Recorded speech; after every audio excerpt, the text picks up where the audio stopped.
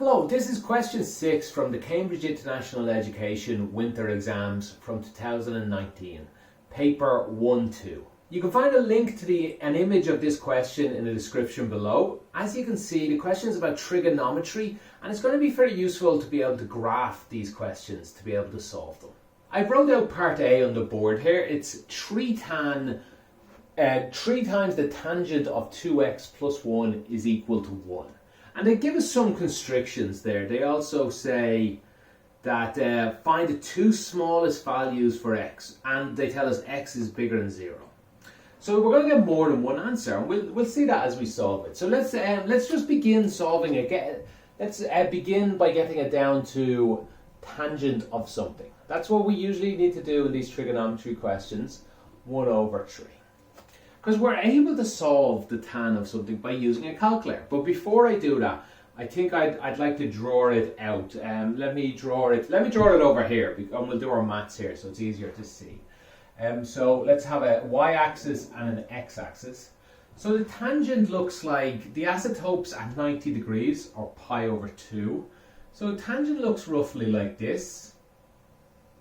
And it goes off to infinity. And then at just past 90 degrees, it jumps all the way down to minus infinity. Does it again.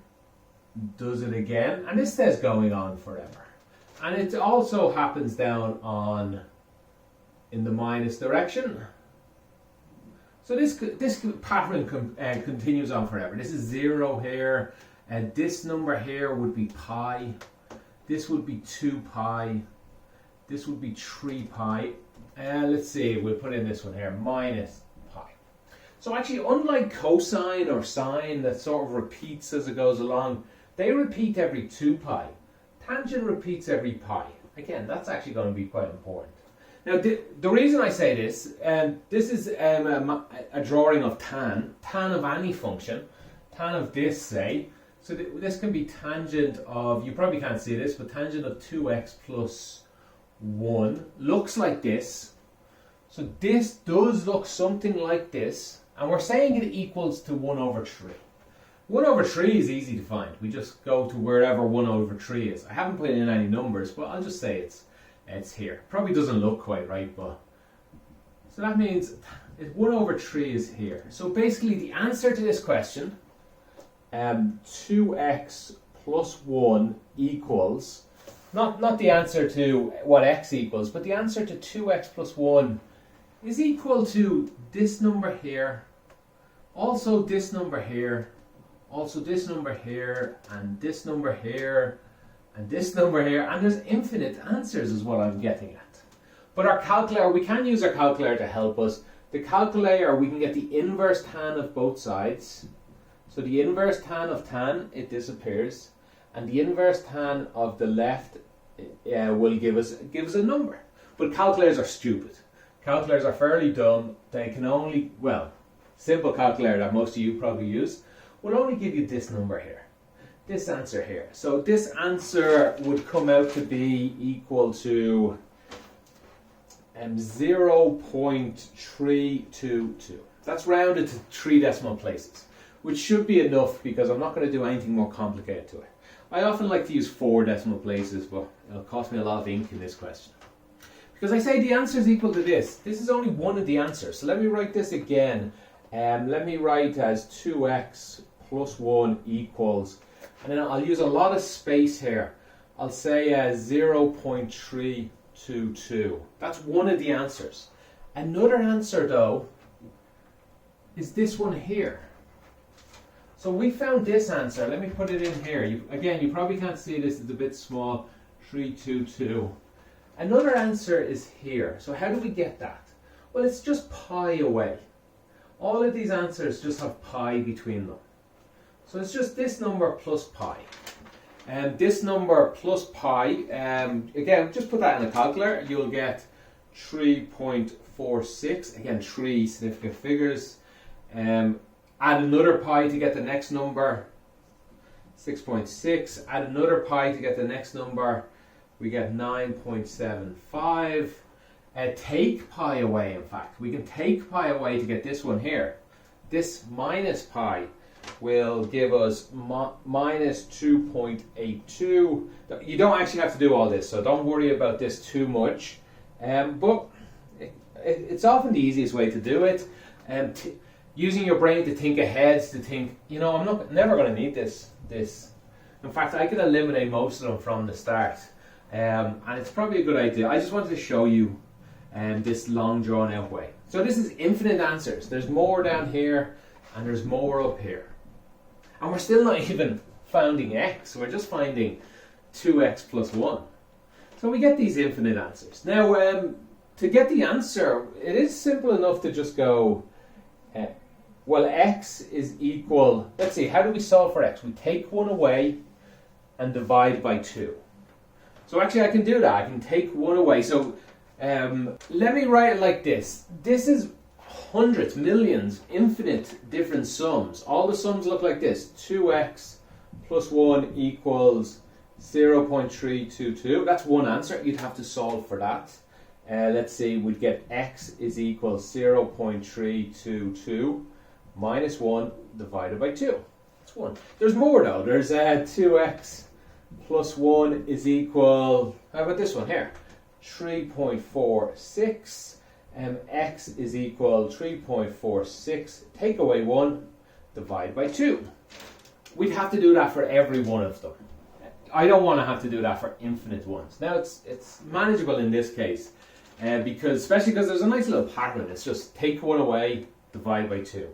So you can, if you want, just put that into a calculator. You will just get x. I'll show you the better way in a moment. You will get all the answers for x. Take 1 away, divide by 2. I'm just getting my final answer. I didn't do it this way. I'm just getting my final answer here. Take 1 away, divide by 2. You'll get minus 0.339. You'll get 1.23, 2.8, 4.38. That's taking 1 away and divide by 2. Taking 1 away and divide by 2, taking 1 away. And the same all the way down here, the minus ones. Minus 1.91, minus 3.48. This is your answer. This is your finished, well, just about. This is all the answers for x. They asked you to find x. They did tell us x is not a minus number. It's bigger than 0. So no, no, no. And then they said they just wanted the first two, the smallest two. So yes and yes. There's our two answers. But I will show you maybe a little better way. Yeah, I think I have room here to do it. Instead of writing infinite numbers out, a better way is just to write, we start with the one the calculator gives us. And really, any of them would work though. Any of them would work. But the calculator gives us this one, so we'll start with this one. 0.322.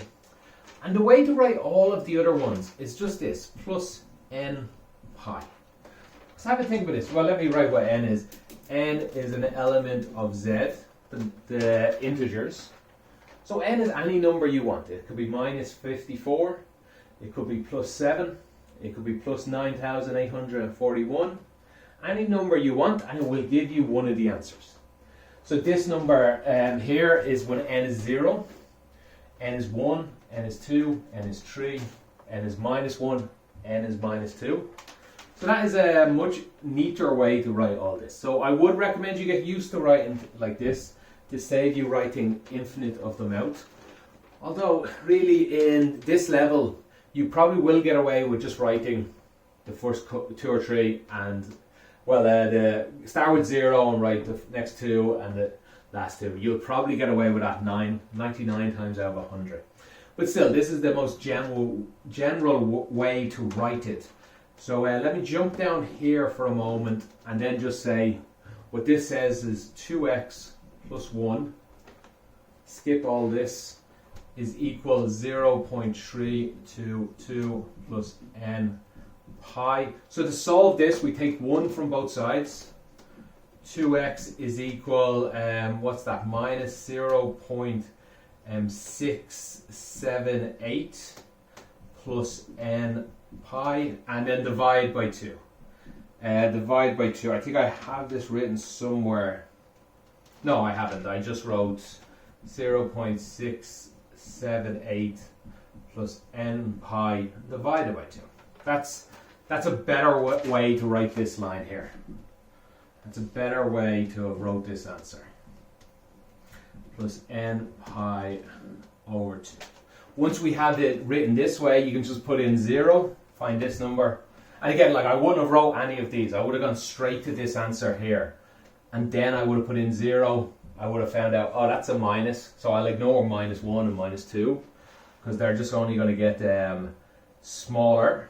Yeah, minus pi, minus 2 pi, minus 3 pi. They're just going to get smaller. So I can ignore all of these. So I'd find I ignore that. I'd ignore the minuses then. And then I'd put in 1. I'd be guessing putting 1 in would work. Put 1 in, I'll get this guy. That's the smallest answer I can get, so I'd be happy with that. And then I'd put 2 in, and I just know that's the answer then. I wouldn't even need to see what it was. I wouldn't need to put in 3. These are the first 2 smallest answers. If you understand this. If you don't, it's okay to have drawn this out. This is not a bad way to help you understand what's happening here. Okay, so that's part A. A bit long-winded, a bit complicated, but that was most of the marks. That was 4 out of 7 in this question. So let me go ahead and rub this out and we'll start on part B. Okay, I'll put the question back up on the screen. We're going to do part B. As you can see, it's another trigonometric question. 3 cosine squared x minus 2 sine squared x, and it's defined between 0 and pi. So they're asking us to express this in a new way. A cosine squared x plus b. Right, so I've wrote the information they gave us here on the board, and well, let me just jot down what they tell us the answer is going to look like. And it's going to look something like a cosine squared x plus b. So where a and b are constants. Yeah, so a is just going to be a number basically. B is just going to be a number, and we're going to find it.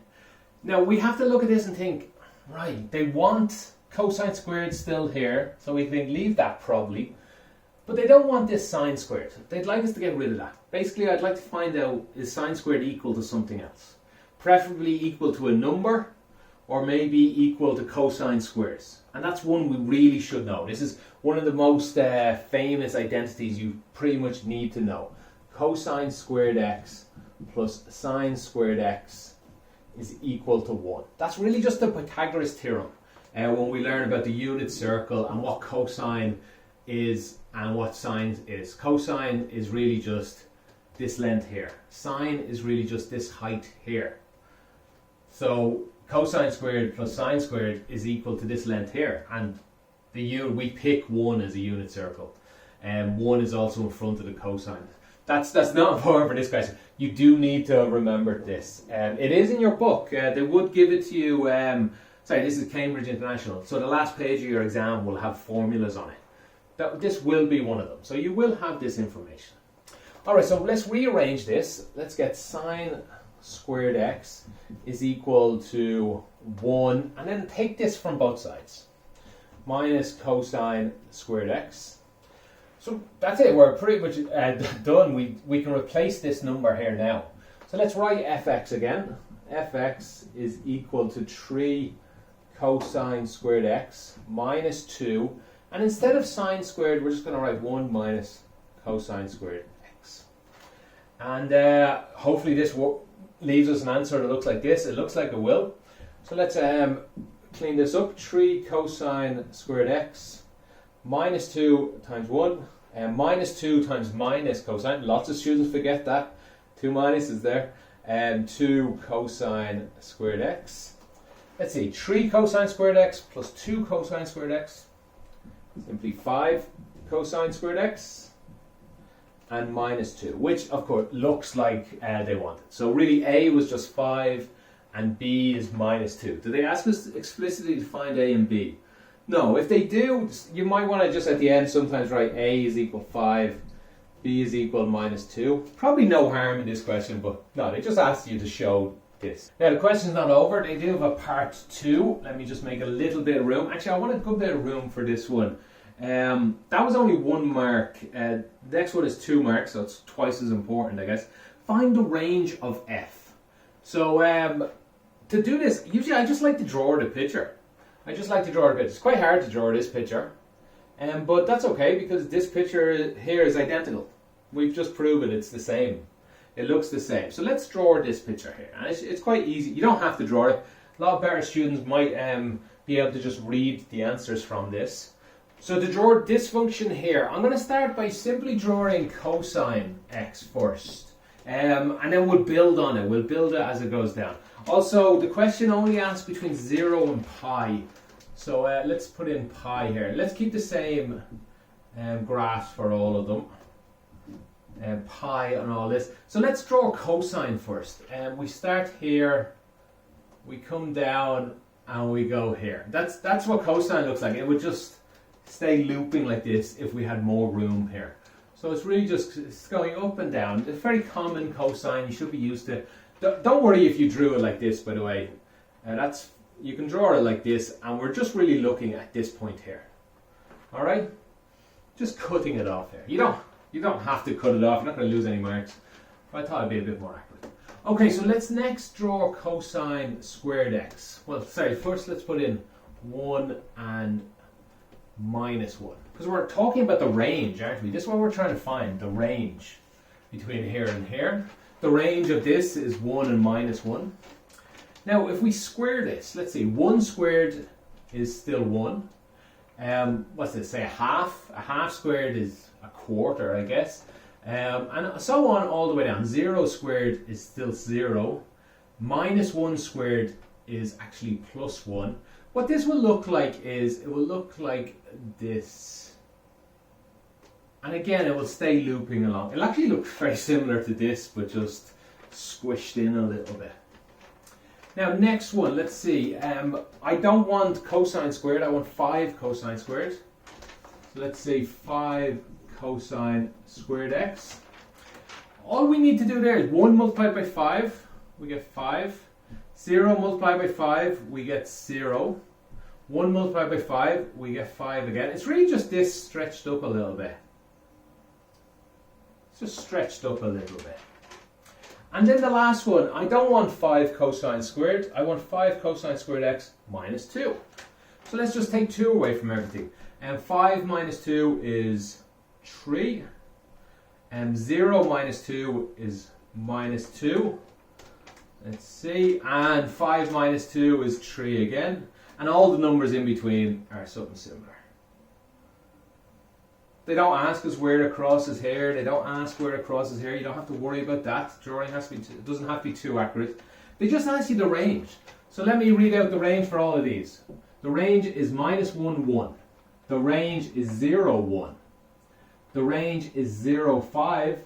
And the range here is minus 2, 3. So what we're doing is the lowest it can get and the highest it can get. Lowest and highest. So the final answer is minus 2, 3. Now you don't have to write it like this. You can just really, if they see minus 2 and 3, they're going to give you marks. If they see this picture, they're probably going to give you the marks. They'll probably give you some marks if you write 5. Often we sometimes write 5 as the range. It's really just the difference between the two. So the difference between these two is 5. But no, this would be full marks. We often write the range like this, or just write range. Yeah, I wouldn't leave out the word range there. Range is equal to this.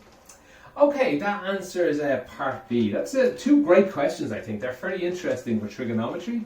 If you need any clarification on that, if you're not sure about anything, ask me in the comments. I'll be sure to get back to you, I hope. And until next time, have a good one.